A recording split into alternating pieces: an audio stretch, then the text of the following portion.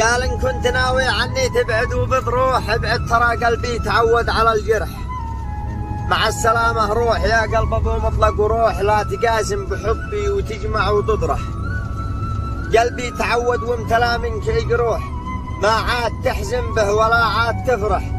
هذا كان أول أزعج الجار وانوح، وابكي عليك ودائما فيك أصرح. واليوم لك باب الهجر صار مفتوح، لا تبرر للمواقف ولا اشتيك تكره. ماني بأول واحد إن يموت مذبوح، ولاني بآخر من فؤاد تجرح، ولاني بآخر من فؤاد تجرح.